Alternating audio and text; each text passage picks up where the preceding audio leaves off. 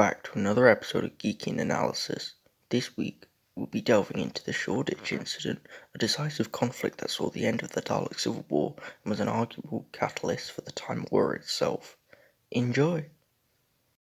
The Shoreditch Incident took place in Shoreditch, London, from the 22nd to the 23rd of November 1963, seeing the Imperial and Renegade Daleks clash one more time at the climax of the Imperial-Renegade Dalek Civil War. The war started in London in 1984, after Daleks aligned with the Supreme Dalek attempted to kill Davros, who they viewed as impure and not their leader. They became known as the Renegade Daleks. However, Davros had Daleks who were subordinates to him. They fought to protect Davros and saw him as the Dalek saviour during the Dalek-Mavellan War, which had taken a turn and saw the Daleks being defeated due to the creation of the Mavellan virus the Mavellans had developed. This bioweapon was capable of making its way into Dalek casing and killing a Dalek from the inside. As a result, Davros wanted to create the Daleks anew and converted both humans and Daleks to fight for his cause. The intention was to bring the Supreme Dalek's reign to an end. However, this didn't work and saw Davros' Daleks defeated. However, Davros became more determined than ever to kickstart a new faction of Daleks and fight against the Emperor Dalek. In the war that it appeared to declare, these were powerful Imperial Daleks.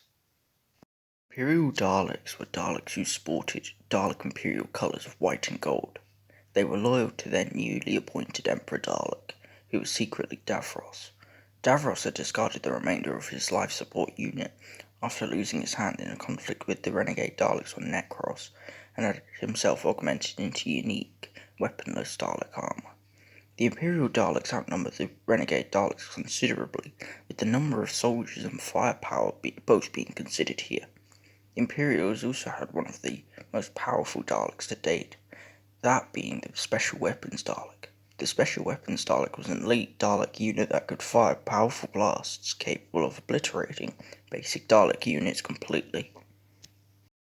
The other side of the war was the Renegade Daleks. The Renegade Daleks were Daleks loyal to the Supreme Dalek, who aimed to destroy Davros and didn't see him fit for the position of leader due to his impurity. They were smaller in number and were essentially a Dalek rebellion. They sported a matte grey casing. However, the Supreme Dalek, in both of his variants, sported a black casing with either white or silver.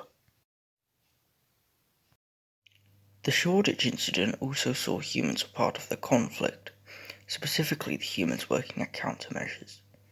Countermeasures was essentially unit before unit had been established. However, they didn't investigate much in the way of alien activity until the Shoreditch Incident, as aliens were still considered make-believe, despite the likes of Torchwood and many events prior to 1963 proving the existence of extraterrestrials. The main team consisted of Group Captain Ian Gilmore, Scientific Advisor Rachel Jensen, and Assistant Scientific Advisor Alison Williams.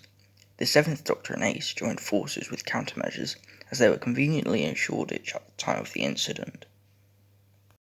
Prior to the battle, just mere months before, the 1st Doctor had placed the Hand of Omega on Earth, placed inside a coffin and given to an undertaker who would oversee it.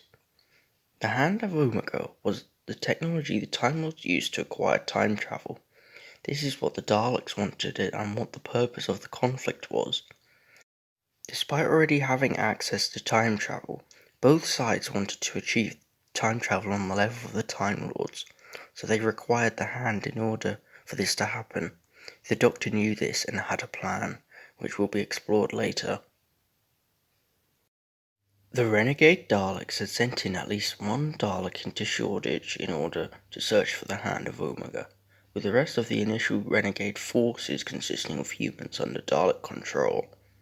This Dalek saw conflict with countermeasures and was destroyed by the Doctor, who used a canister of Nitro-9.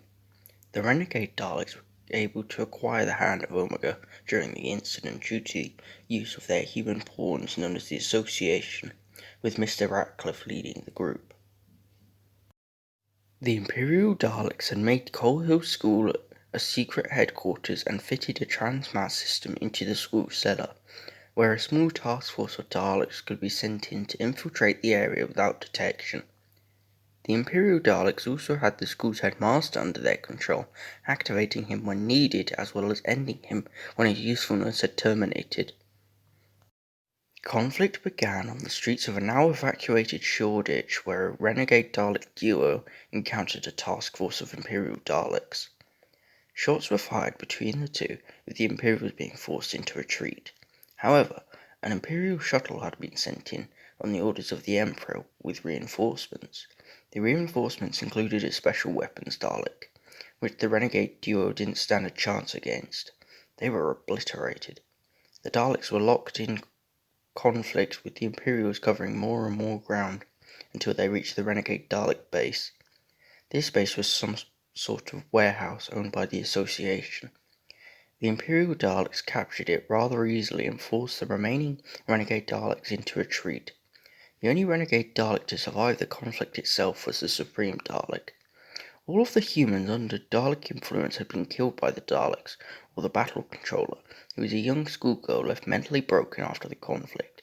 She was used by the renegade Daleks to devise ingenious strategies for the renegade Daleks due to her expansive imagination.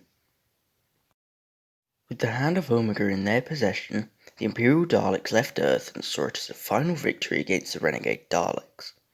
The Daleks took the hand back to their shuttle and left for the mothership in orbit. The Imperials left the solar system and made their way to their time zone in the binary system, where Skara was located. Davros intended to fire the Hand of Omega at Skara's second sun and kickstart the process to acquiring time travel by having the sun go supernova. The Doctor let them, knowing what was to happen next. Skara's second sun exploded, going supernova, but presumably destroying Skara. This was the Doctor's plan. He had indirectly destroyed Skara and likely endangered the Daleks entirely. The Imperial Dalek faction was on its last legs, with the same going for the Renegade Dalek faction. With everything in the Doctor's favour, the Doctor confronted the Supreme Dalek moments before it imploded and died. The Shoreditch Incident and the Second Dalek Civil War was over, with the Doctor being its notable victor. We've reached the end of the video. It was a pleasure to make, as always, and I hope you enjoyed it. If so, make sure to like and share the video, as well as subscribe and ring the bell so you don't miss a video. It helps out the channel, means a lot, and motivates me to continue. I'm on Instagram and Twitter as well, with the links to both being in the description. However, that's up to you. I hope to see you at the same time next week, and until then, bye!